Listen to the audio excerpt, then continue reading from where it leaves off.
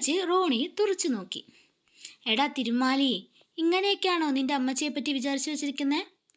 ചില സീരിയലത്തെ അമ്മമാരെ പോലെ മക്കളുടെ ഇഷ്ടത്തിന് എതിർ നിന്ന് അവരെ കുഴപ്പിക്കുന്ന അമ്മച്ചിയല്ല ഞാൻ. ഈ റോസി വേറെ ലെവലാ, അമ്മച്ചി പറഞ്ഞു. എടാ നിനക്കറിയോ, കയ്യിലെ പ്ലാസ്റ്റർ മാറ്റിയിട്ടും കൈവേദന, തളർച്ച എന്നൊക്കെ ഓരോന്ന് പറഞ്ഞ് ദേവമോളെ ഞാൻ മനഃപൂർവ്വം പിടിച്ചു നിർത്തിയിരിക്കുക അവിടെ.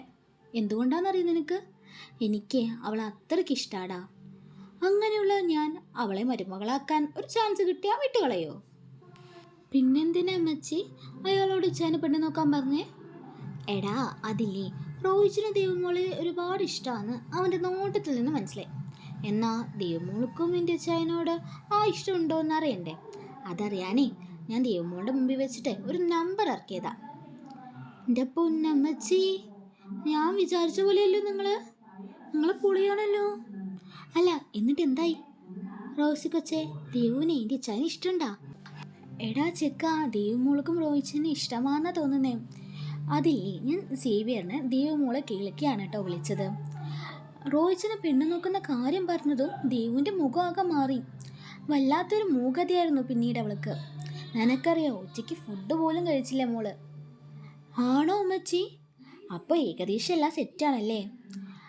അതേടാ, രണ്ടാൾക്കും പരസ്പരം ഇഷ്ടമുണ്ട്. അല്ല, നിന്റെ റോയിച്ചിന് എപ്പത്തൊട്ട് തുടങ്ങിയതാ ദേവമോളോട് ഈ ഇഷ്ടം? അതോ, ആ കൊച്ച് ഓഫീസിൽ വന്നത് തൊട്ട് തുടങ്ങിയതാ. അന്ന് ഞാൻ ആ കൊച്ചിനെ നമ്പർ വാങ്ങാൻ വിട്ടു. അന്ന് ഇച്ചാൻ എന്നെ കൊന്നില്ലെന്നേ ഉള്ളൂ.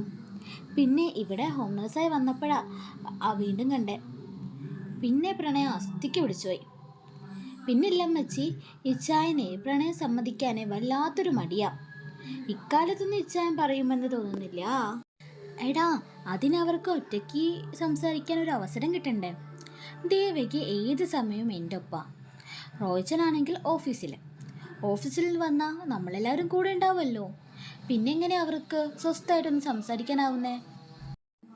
എടാ കൊച്ചിനെ, നാളെ ഞായറാഴ്ചയാണ്, നമുക്ക് എണ്ണക്കും കൂടിയിട്ടേ പള്ളിയിൽ പോവാം. എന്നിട്ട് ഉച്ചത്തേക്ക് ഫുഡും കഴിച്ച് മെല്ലെ വരാം.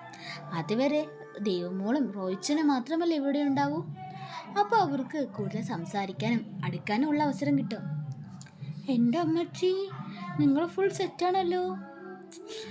മകൻ്റെ പ്രേമത്തിനെ സപ്പോർട്ട് ചെയ്യണ അമ്മച്ചി എവിടെ കിട്ടും? പിന്നില്ലേ, എൻ്റെ കാര്യത്തിലും ഈ സപ്പോർട്ട് പ്രതീക്ഷിക്കാമല്ലോ അല്ലേ? എൻ്റെ ദേവമോളെ പോലെ നല്ലൊരു കൊച്ചാണെങ്കിലേ ഞാൻ ഓക്കെ ആടാ, അമ്മച്ചി പറഞ്ഞു. എൻ്റെ റോസിക്കുട്ടി, നീ പൊന്ന എന്ന് പറഞ്ഞ് റോണി അമ്മച്ചിയെ വാരിപ്പുണർന്നു. പിറ്റേന്ന് അമ്മച്ചിയും റോണിയും കൂടി പ്ലാൻ ചെയ്ത പോലെ പള്ളിയിലേക്ക് പോയി. റോയ്സിനോട് പറയാതെയാണ് പോയത്. കാരണം റോയ്സിനും കൂടി പള്ളിയിലേക്ക് വന്ന പ്ലാൻ പൊളിയില്ലേ, അതുകൊണ്ട്. റോയിച്ചൻ റൂമിൽ നിന്ന് താഴേക്ക് എത്തിയപ്പോൾ അമ്മച്ചിയും റോണിയെയും കണ്ടില്ല. ദേവു അടുക്കളയിലുണ്ടായിരുന്നു. റോയിച്ചൻ അടുക്കളയിലേക്ക് പോയി. ഹലോ, ഹോം നേഴ്സ് ഇപ്പോൾ അടുക്കള ഭരണം ഏറ്റെടുത്തോ? ചെറുതായിട്ട്. സാറിന് എന്താ വേണ്ടേ? ഇപ്പം എനിക്കൊരു ചായ മതി. അല്ല, നമ്മുടെ അമ്മച്ചിയും റോണി എവിടെ പോയി? സാറിനോട് പറഞ്ഞില്ലേ അവർ പള്ളിയിൽ പോകുന്ന കാര്യം? ഇല്ല, എന്നോടൊന്നും പറഞ്ഞില്ല. സാർ ഉറങ്ങിക്കോട്ടെ എന്ന് വിചാരിച്ച് കാണും. അവർ ഒരു 5 മണിയാകുമ്പോൾ പോയി സർ. ഉച്ചത്തേക്ക് ഫുഡും കഴിച്ചിട്ടേ വരുള്ളൂ എന്നാ പറഞ്ഞേ. ആണോ? നമുക്ക് രണ്ടൊക്കെ കൂടിയാണോ താൻ ഫുഡ് ഉണ്ടാക്കുന്നത്? ഇത് നേരത്തെ അറിഞ്ഞിരുന്നെങ്കിൽ ഓർഡർ ചെയ്യാമായിരുന്നില്ലേ? ഇതിപ്പോൾ തനിക്കൊരു ബുദ്ധിമുട്ടായില്ലേ? അയ്യോ ഇല്ല സർ, എനിക്ക് പുറത്ത് ഫുഡിനേക്കാൾ വീട്ടിലുണ്ടാക്കുന്നതാണ് ഇഷ്ടം. പിന്നെ കുക്കിംഗ് എൻ്റെ ഹോബിയാണ്, അതുകൊണ്ട് ബുദ്ധിമുട്ടായി തോന്നില്ല.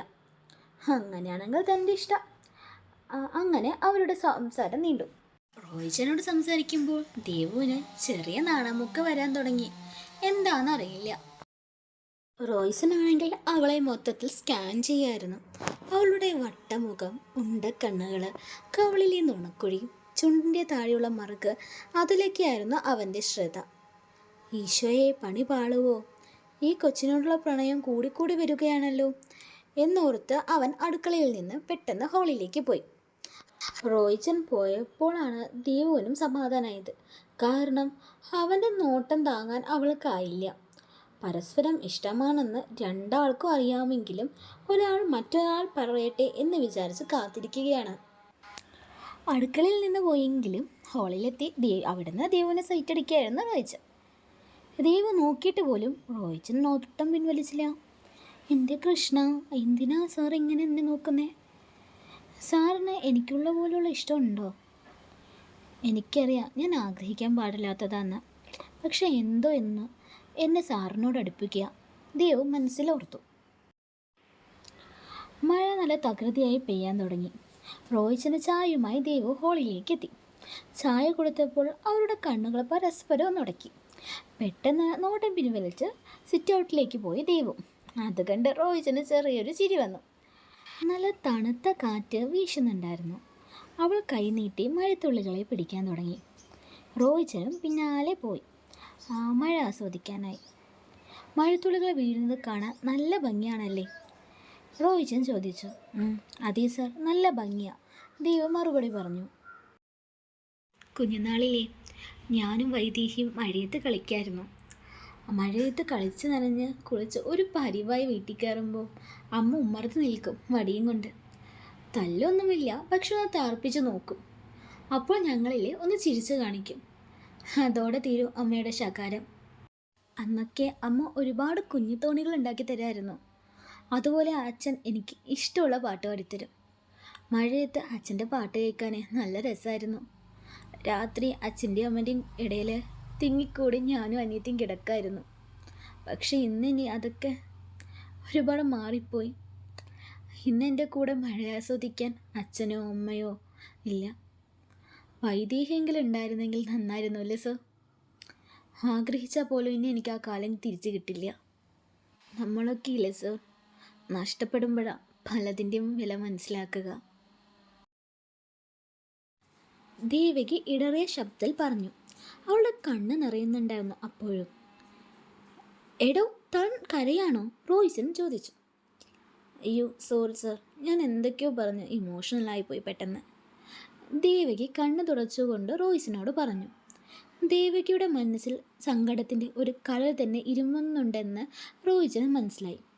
റോയിച്ചൻ അവളോട് ചോദിച്ചു, തനിക്ക് ഈ മഴയത്ത് പാട്ട് കേൾക്കണമെന്നുണ്ടോ? റോയിച്ചൻ്റെ ആ ചോദ്യം കേട്ടതും ദേവകി ഒന്ന് ചിരിച്ചു. ഉണ്ടെങ്കിൽ ഞാനൊന്ന് ട്രൈ ചെയ്യാം എന്ന് പറഞ്ഞ് റോയിച്ചൻ പാടാൻ തുടങ്ങി. കാലൊച്ച കേൾക്കാതെ കനകതാരമറിയാതെ കൺപീലിത്തൂവലിൽ മഴനിലാവ് തഴുകാതെ നിൻമൊഴിതൻ മുത്തൊന്നും